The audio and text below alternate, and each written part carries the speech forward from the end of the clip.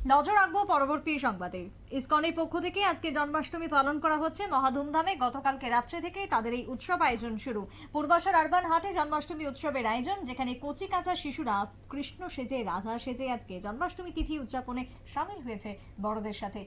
ইতিমধ্যে পশ্চিম জেলার জেলা শাসক ডক্টর বিশাল কুমার তিনি উপস্থিত ছিলেন জন্মাষ্টমী তিথিকে কেন্দ্র করে। ইসকনের পক্ষ থেকে কি বক্তব্য উঠে এসেছে শুনুন।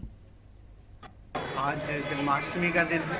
भगवान श्री कृष्ण का जन्म हुआ था और भगवान के जो विचार हैं, भगवान का जो कथन है जो गीता में लिखा हुआ है, उसी को याद करने का आज एक बहुत ही महत्वपूर्ण दिन है।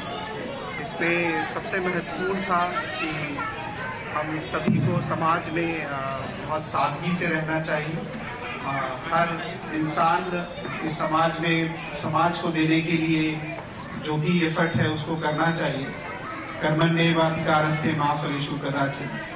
तो कर्म करते रहना चाहिए, कर्म करें और भगवान को उसको अर्पित करना चाहिए ताकि समाज में उसका उत्थान हो, पूरे समाज का फायदा हो और समाज में सौहार्द रहे।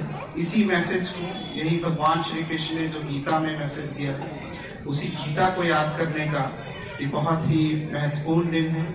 और मैं उम्मीद करता हूं कि जितने भी भक्त, जितने भी आम नागरिक हमारे इस प्रोग्राम में आएंगे, वो न केवल पूजा अर्चना में परंतु गीता के उस मैसेज को, जो आज के समाज में और ज्यादा महत्वपूर्ण हो गया है, उसको भी याद करेंगे।